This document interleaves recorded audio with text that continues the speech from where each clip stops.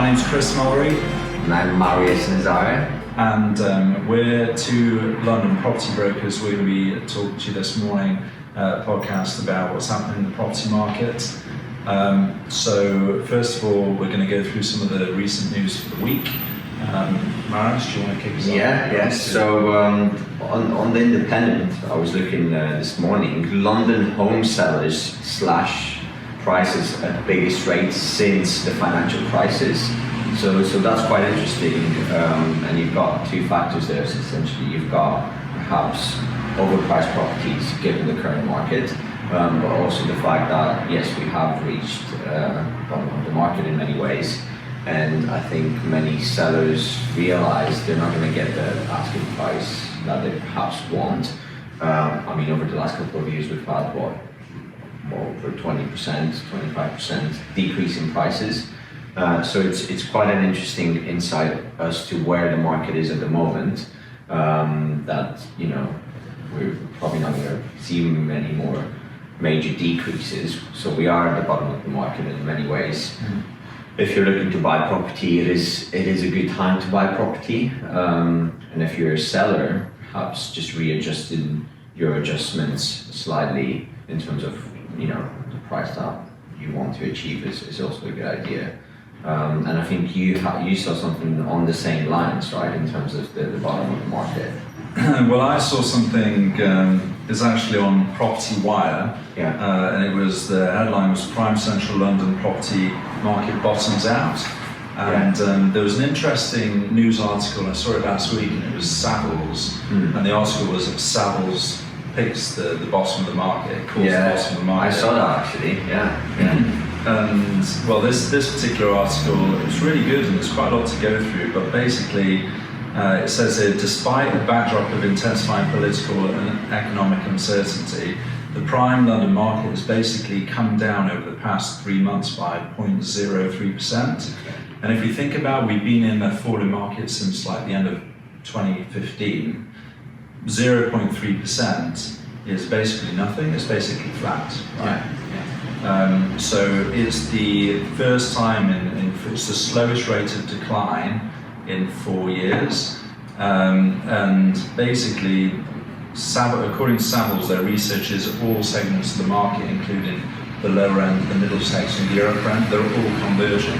So they're all going to the same point that there's basically hardly any kind of declines coming forth. And if you look at another interesting point they say in the article is we're at the point now we've had the same kind of decline now that we had in the 1980s, the early 1990s, and the Great Recession. We're at the same point. So the argument is, can it really go any further than where it is now? And if you look at the London market in terms of where if you look at it priced in dollars instead of pounds, we're down about 23% in terms of pounds, but in terms of dollars, we're down 42%, which is nearly half price. I know. So if you're from the States, then obviously it's a great time to buy property in the UK, acquire real estate, and we've actually seen that. I mean, we've seen an influx of US buyers taking advantage, not just US, but people who have obviously dollar as a main currency, who have taken advantage of the fact that you're nearly getting 50% discount on London properties. So I think that's a very interesting insight that a lot of people are going to take advantage of that. Although Savills have picked, said that it's the bottom market, they've also said we expect buyer and seller caution to prevail through the remainder of the year while negotiations are still ongoing with the European Union. And they don't envision any significant price falls going forwards. But they have said, and we've seen this as well, there's a growing pool of money domestically and foreign reserves, which are kind of being built up on the sidelines, literally waiting for it says here, to exploit a perceived buying opportunity. And it says, as soon as they feel like there's a bit of direction in which way things are going with regards to Brexit, that could be the trigger to kind of unlock all of the pent-up demand, which is quite interesting. It would be interesting to see how that demand is matched by perhaps an increase of supply or perhaps not. Because that would be very interesting. Because if you have a big influx of buyers coming into the market ready to acquire, but there's nothing to acquire, it's going to be quite.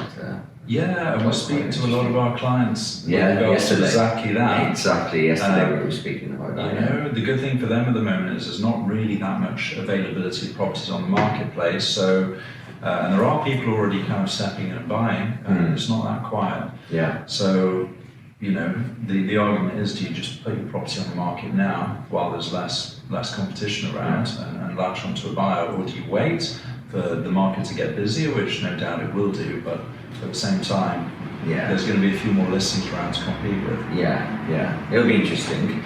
Okay, so on to, quite an interesting news article. We had the Queen's speech yesterday, and obviously the Queen kind of delivered in what looked like it was, kind of Boris Johnson's manifesto in many ways, and it was quite interesting where he said, we will deliver on Brexit. We've got 16 days left essentially, so a lot of movement. The pound, I think yesterday or 2 days ago, once we had some news about actually talks at Brussels between the EU and the UK, increased by the most in like a short period of time for like X amount of years. So you can see how it fluctuates. So again, currency comes into play. If you're buying from overseas, it's going to impact, because for example, buying a property last week, if you were to buy it now with the increased pound, it's already, if you're buying something at £10 million, that's going to make a difference. So the movement of like the situation right now is so volatile. It's very interesting. But yes, we had the Queen's speech. On the other hand, Bloomberg here again this morning said Boris Johnson's Brexit deal on knife edge.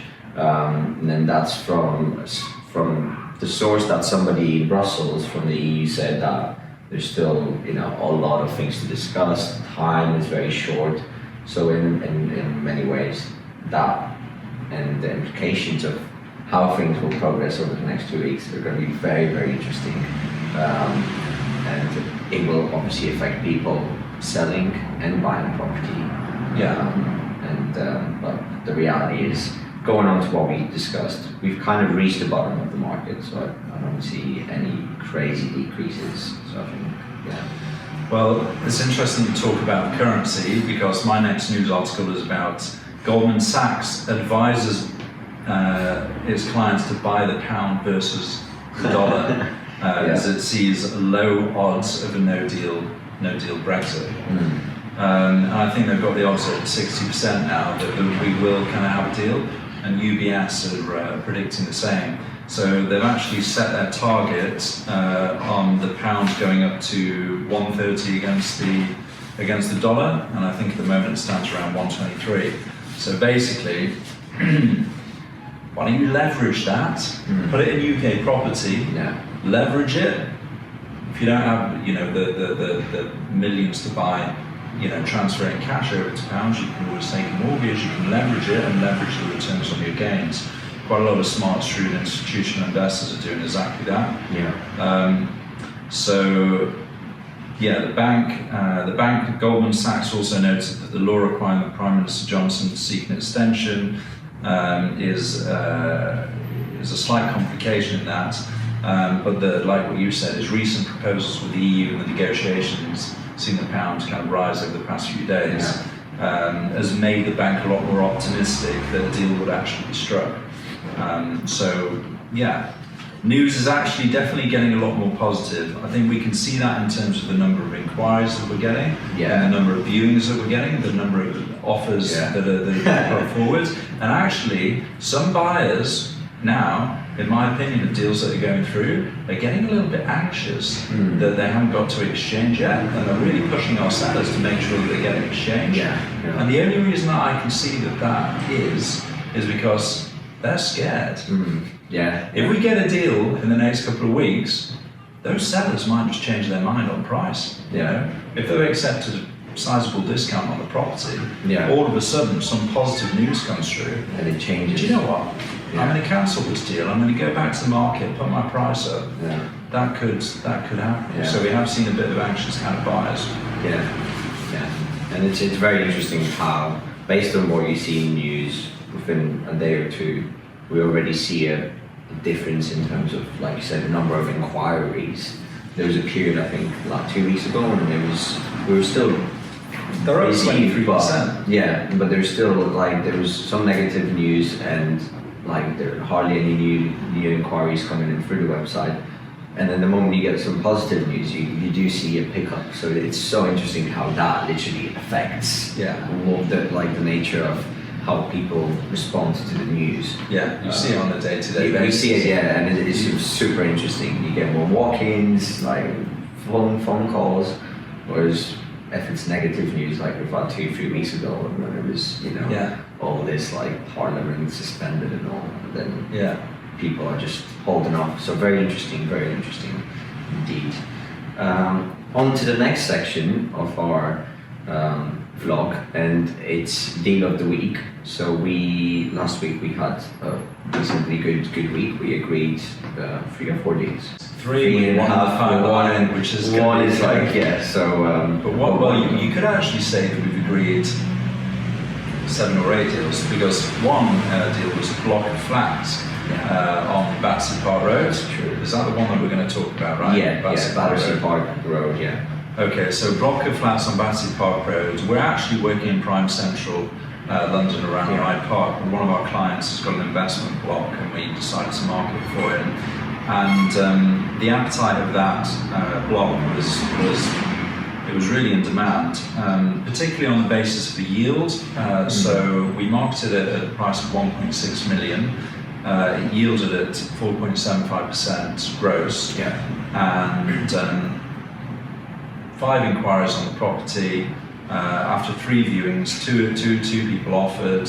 We negotiated. We came up with a price that the client was very happy for. He actually bought the property in October 2013. Paid 1.26 million for it. He had a run up for a couple of years with capital growth, and ever since then, since the end of 2015, it's been coming down in price. We managed to secure him a price of 1.475, which he's very, very happy with, over £200,000 worth of returns, and he's had a lot of cash flow out of it over those years since 2013. In terms of from the buyer's side, do you want to talk about how the buyer benefits from Well, yes, they've obviously secured a good price, so the yield actually works out slightly higher based on the values we had. So at 1.6, it was 4.75 yield. Now it's going to be just over that. For London property, that is really good. I mean, the average is somewhere between, it would depend on the area, but you're looking at around 3%. We got a good price, and it just showed on how things progressed. So you did the viewings on that 2 weekends ago, and last week we had offers on it, they were agreed. So we moved very fast, which again shows the fact that both the buyer and sellers felt that it was a deal which made sense for both parties. It wasn't just moving towards just the seller getting a great price and great equity, and the buyers actually bought a really good property, great location. We were looking at, remember when we did the valuation for that property, we were looking at where the market was, and that area, it saw quite a lot of growth, although yes, there were decline, but based on the London market, but that particular area it had growth elements to it. So the buyers, in many ways, they're going to see an asset which is going to definitely grow in value over the next couple of years. So I think they got a great deal, and again, it's not just the long-term view to it that it will increase in value, but the fact that they're getting something high yielding for London, freehold, is really important, because you can get the cash flow and you build that up until you're in a position to say, well, I'm sitting on this much equity in capital growth.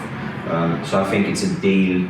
We wanted to talk about it because it's another deal where we kind of brought benefits and value both to our client, but also the buyer is getting, so it's a win-win situation, and that's what it's all about, really.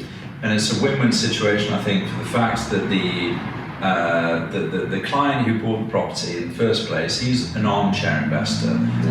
He's a foreign investor, doesn't really want to get actively involved in terms of the management and the upkeep of the property. Bought it pretty much brand newly refurbished, 2013, 14, 15, 16, 17, 18, 19. 6 years of income out of it, a little bit of decoration, but now it kind of needs builders to go in and start doing work to kind of maintain the asset. The person who's bought it owns another 4 properties locally. They've got a team locally to do all of this work for them. It's not too much of a big deal to get things up to scratch. So they feel like they can add value to the property. And with regards to the financing that they've got, they're using a private bank for finance, and I know that they're securing a rate of less than 1.5%. And when you're securing a rate of less than 1.5% interest only, and you're leveraging it against an asset that's producing you just over 5% gross, and you know what you're doing, and you've got a good team behind you, you're going to be squeezing quite a lot of value out of that asset, and that's the reason they bought it. They thought, well, you know what, we're paying actually quite a bit more than what he paid for it, and the market has been declining for a while. However, the fundamentals on this, they know on their other properties in Battersea Park Road, they put a 2-bed on the market a couple of weeks ago. They said in the space of a weekend they had 25 viewings. They had 5 offers, and they got to pick and choose which quality of tenant they wanted. So that young professional market down in Battersea is booming. A good deal for both client and buyer, and that's what it's all about. Synergy. We want to create that. Okay, excellent. So that's deal of the week that we agreed. One of the few that we agreed, and hopefully we'll have some more this week. So section 3.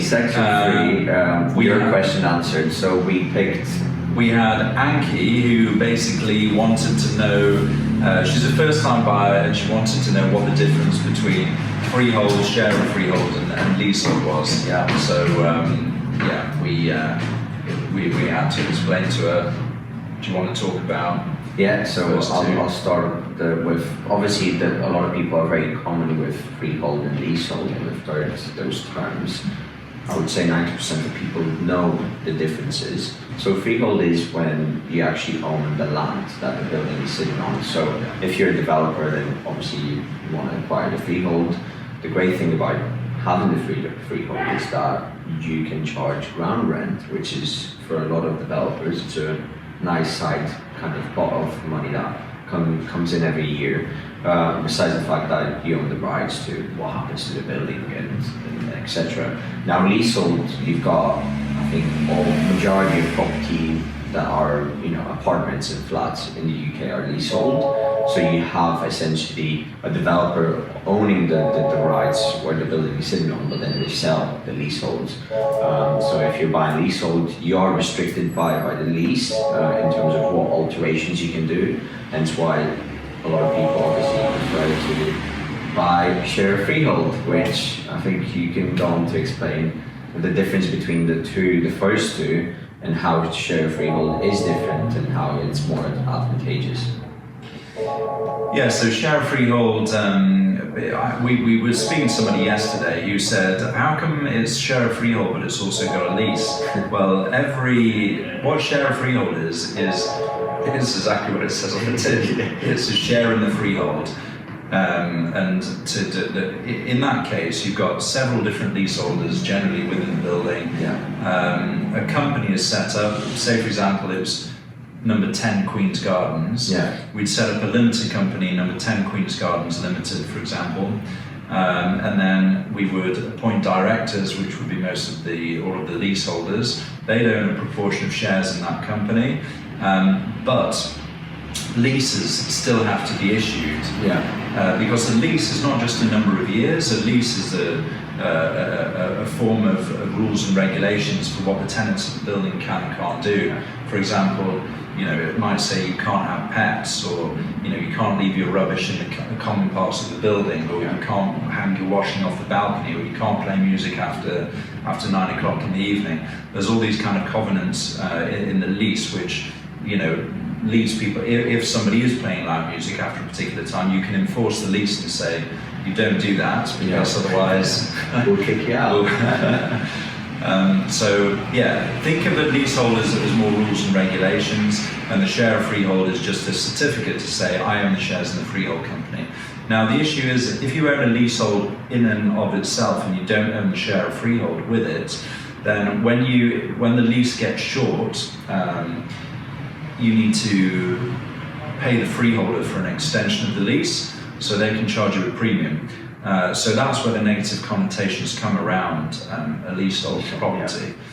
However, if you own a share in the freehold, when the lease becomes shorter, most of the time everyone in the building has got the same length lease, and then there's no premium to extend it, because what you would do is you would just instruct a solicitor to extend the lease on behalf of the freehold company, and all that there would be is the cost of your lawyer to do that extension. So yeah, there's no kind of best option either between leasehold and share of freehold. I would always look at how well the building is being managed. If it's a really well managed building and it's a long lease and it's got a management company who look after it, great. Because you can own a share of freehold flat, which is a badly managed building, and even though you've got control, you've got a load of other residents in that building who maybe they don't have the money to maintain the building, maybe they're not interested in it, maybe they're abroad. And it could be difficult to get things done. It could be difficult to get. And then you've got a potential problem. Say for example you've got a leaking roof and you want to fix it, but you can't get the money off the people with the share of freehold because you can't contact them, they're abroad, they're not interested. So sometimes it is good just to go for a leasehold. But as a rule of thumb, as long as it's a well-managed building, look at the common parts, look at the outside of the building, make sure that it's well-maintained. And I think that is that's probably the best advice I would say. Ideally, if you've got a share of freehold and it's well-maintained, even better. Oh, it's kind of a virtual freehold in many ways if you have that. So. There are advantages and disadvantages with each. You just have to assess based on the property that you're looking to buy or looking to sell as well or whatever. Okay, great. So we've got the final section, which is our hot listing of the week. So we have a flat in Devonport. It's a purpose-built block in W2, just moments away from our office. What would you say for you, Chris, is the highlight for this property, besides the fact that the price is very, very good, given the condition of the flat and the fact that it's brand new? Yeah, the lady purchased the property, our client purchased the property a few years ago. She actually paid a lot more money than what she's asking for it right now. She purchased it absolutely brand new, refurbished to a really high standard. She's never even lived. Never even lived in the property. She bought it to put a wardrobe to use it for several wardrobe spaces. So the cutlery, everything, it's never been used at all. It's a really good flat, and 2 double beds. We valued it more money than what it's on the market for. The client said, "Look, just put it on a price that's going to kind of get shifted really quickly." Don't know what her motivation is really, other than, it's not like she's a distressed seller or anything. I think she's just, disposing of assets and trying to minimize, I guess, liabilities going forward in terms of even inheritance tax and just managing so many properties, because it is a very big client of ours, and they do have quite a big portfolio. So I think it's just disposing of assets really. She's coming up to the point of wanting to get retired. She's getting all of the ducks in a row, and she kind of wants to sort it out kind of, before Brexit. She's just had a buyer who's been under offer on it privately, and when I heard the price that she'd accepted from the private buyer, she seemed happy with it, but for me, I think she can get a little bit more for it. They were in a chain. Their deal's now fallen through. They can't proceed anymore. It's just come on the market with us. What I would call an easy sale, a penalty kick. But let's see. It's a good property. I think besides the amazing price and the fact that you can move in or rent it out straight away, the lease would be the only kind of drawback to that, but you can easily extend it for anything between 40 to 70k. Yeah, it's got a 66-year lease. Yeah, it is. That's the only right. so I think it's exactly. It's very straightforward. It's a great property, great location. I mean, that would do so well for rentals. Yeah. Given the fact that it's modern, like you can still smell. You walk in there and you can still smell of the smell of new carpets, new furniture. You think that it was refurbished yesterday. Yeah. Because nobody's lived there. So. And it's a modern ported block, so you've got 24-hour porter downstairs. Common parts are brilliant. It's got communal gardens. You literally, we were just talking about management of buildings, and with this one, you don't need to kind of lift a finger. Yes, the service charges are somewhere in the region of about $6,500 a year, something like that. But you've got peace of mind knowing that it's well looked after. If you're abroad for a lot of the year, it's going to be secure. The CCTV, security guards, everything. It's good. One of the best on the Hyde Park estate in terms of how it's managed, how it looks, and its desirability. Like people like the developments Devonport. So. We'll put a link to that one in the description below. Or what is it? It's down here. And Battersea Park Road, we can put a link to that as well. Yeah. So you guys can kind of understand what a good investment is in the London property market at the moment. Yeah. But I guess that's it. Any questions, drop us a comment. We'll be happy to answer. And obviously, if we want to hear your questions, so we can talk about it in Question of the Week. Yeah. We've got a lot of questions that we get asked by buyers, which we'll try to discuss. And any feedback at this stage, considering it's our episode 1, is welcome. But we will obviously try to improve on this and just offer value to anybody that's watching, whether you're a seller or a buyer. That's the whole point. We want to share our experience and insights into where we are at the moment with property, and if it helps somebody, fantastic. Yeah, so if you're thinking about buying or selling in this market around Hyde Park in London, Marylebone, Hyde Park, leave us a comment and we'll follow up with you. We're here to help. Alright guys, bye. Have a good week.